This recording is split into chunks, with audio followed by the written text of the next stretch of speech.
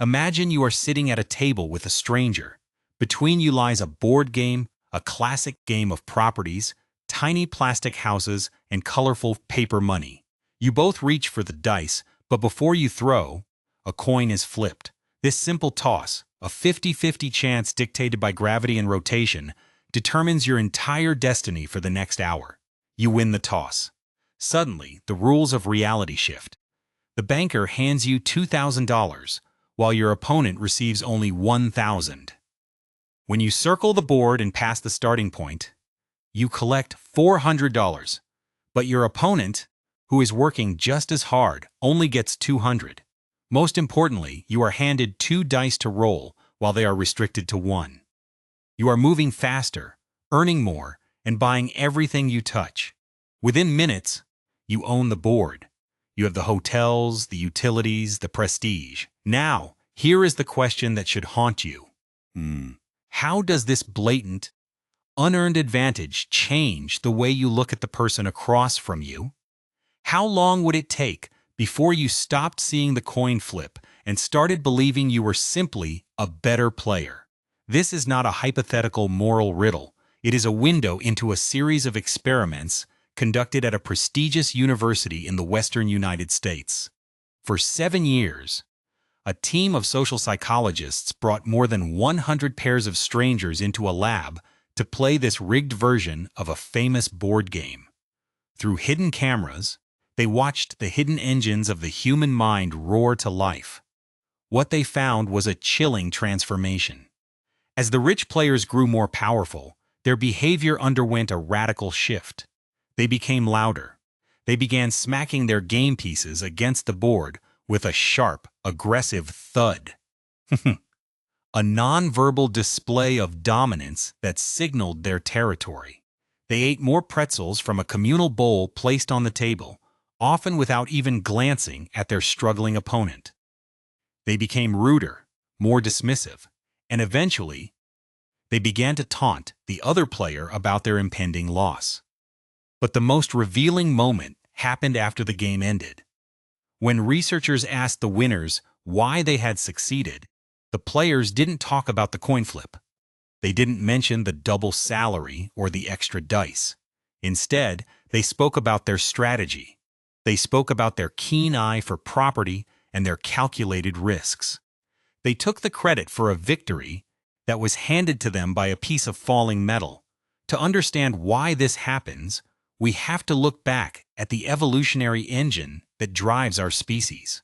Our ancestors did not live in a world of fair play or systemic equality. They lived in a world of brutal competition for scarce resources, food, territory, and social status. In that environment, a bias towards self-interest was not a moral failing, it was a survival strategy. The human brain evolved a mechanism that psychologists often call the self-serving bias. This is a mental shield that protects our ego and our motivation. If we believe our success is the result of our own talent, we are more likely to repeat those behaviors and strive for more. If we admitted that our success was merely a product of luck, our drive might vanish. At a neurological level, when we experience success, the reward centers of our brain, specifically the ventral striatum, are flooded with dopamine. This creates a powerful association between our actions and a feeling of pleasure.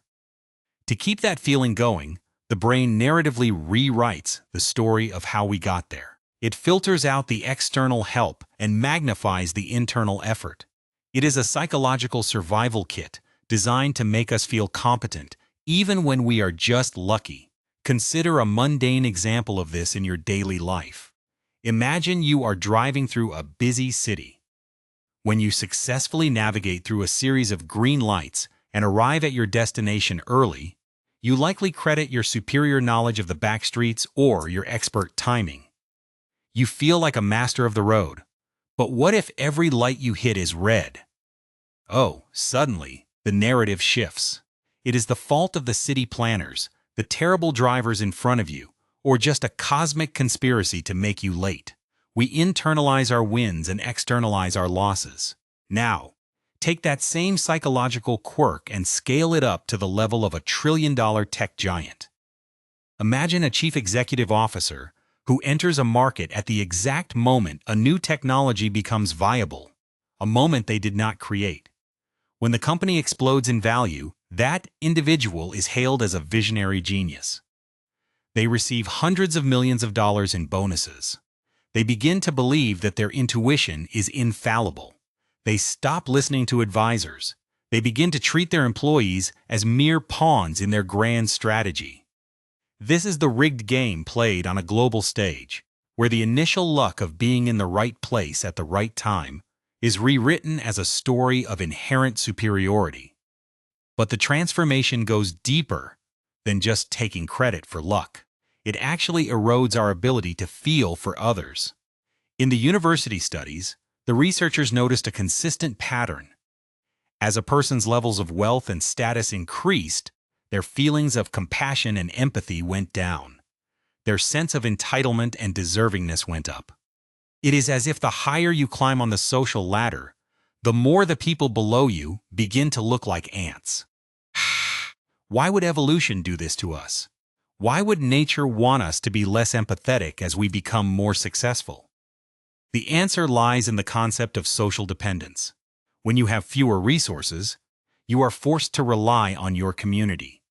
You need your neighbors to help watch your children, to share food during a lean season, and to protect the group. In these environments, the brain's mirror neuron system, the part of our biology that allows us to feel what others are feeling, is highly active. Empathy is a tool for survival when you are part of a vulnerable collective. However, once you acquire significant wealth, you no longer need the collective. You can buy protection, you can buy childcare, you can buy influence. Wealth grants you the ultimate luxury, independence from other people. And because the brain is an organ of efficiency, it begins to prune away the emotional labor of empathy.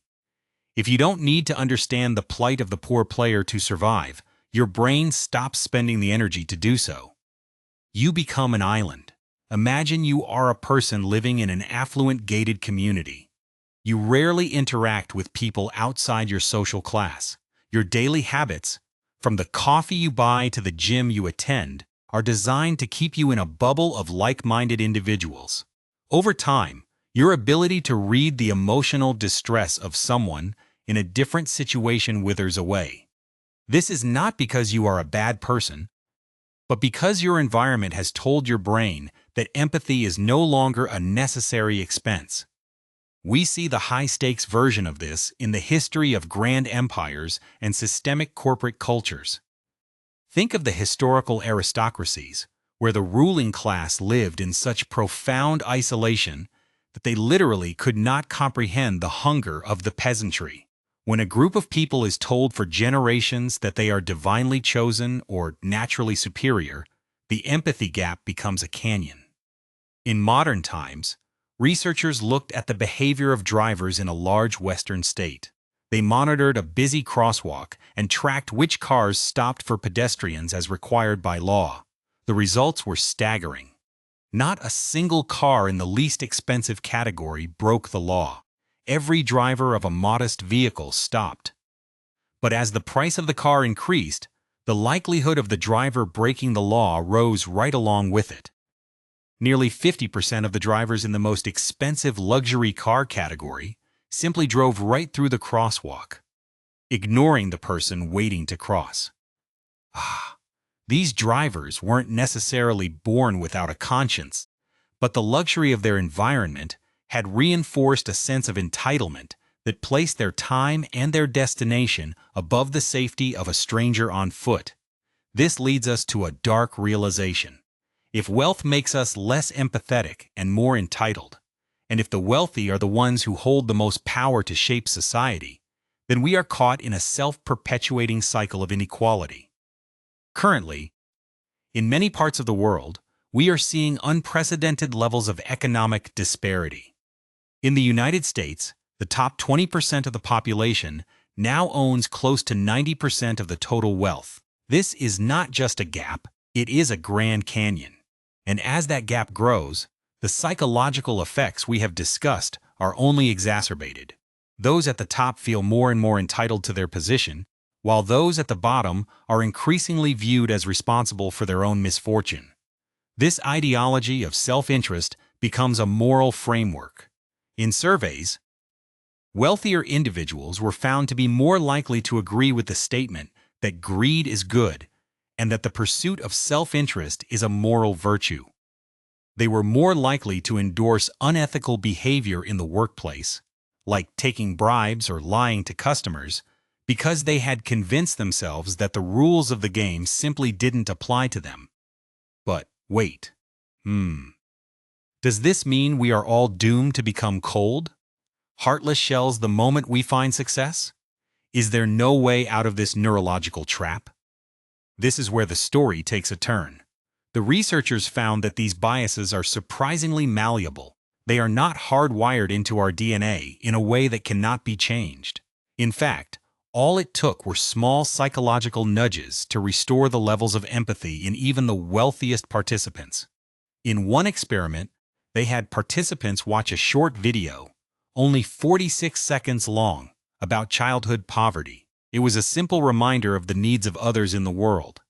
An hour later, when these individuals were given a chance to help a stranger in distress, the wealthy participants became just as generous and helpful as the poor participants. The empathy was still there. It was just dormant, waiting for a signal to wake up. This tells us that the what-if scenario of our lives is not set in stone. Imagine you are that rich player in the rigged game again. But this time, every few minutes, a message pops up on the screen reminding you of the coin flip. It reminds you that your opponent is working twice as hard for half the reward. Suddenly, the pretzels don't taste as good. You find yourself rolling the dice with less aggression. You might even find a way to share the wealth. This is the power of awareness. Beyond the walls of the laboratory, we are seeing the beginnings of this awareness in the real world. We see it in the world's wealthiest philanthropists, who openly admit that their fortune is the result of a lucky birth and a series of fortunate events. They are pledging half of their fortunes to charity, not out of guilt, but out of a recognized responsibility to the collective. We see it in grassroots movements where the most privileged members of society are advocating for policies that might actually go against their own short-term economic interests, but would ultimately restore a sense of fairness to the game. The hidden engines of your mind are powerful, but they do not have to be your master. We all struggle with the competing motivations of when to put ourselves first and when to look out for the group. It is part of the human condition. But as you move through your day, I want you to perform a small audit of your own brain. When you find yourself succeeding, when you find yourself in the fast lane, ask yourself, where is the coin flip in my story? Who is the player on the other side of the board who didn't get the double salary? By acknowledging the role of luck and the value of the community, we can begin to bridge the empathy gap. We can turn the rigged game into something that actually resembles the dream of equal opportunity. The first step is simply to stop smacking the board and look up at the person sitting across from you. If you want to keep diving into the mysteries of why we do what we do, then follow this series as we continue to unmask the hidden forces that shape our world. Because the more we understand the engine, the better we can steer the ship. Until next time, keep questioning the rules of the game.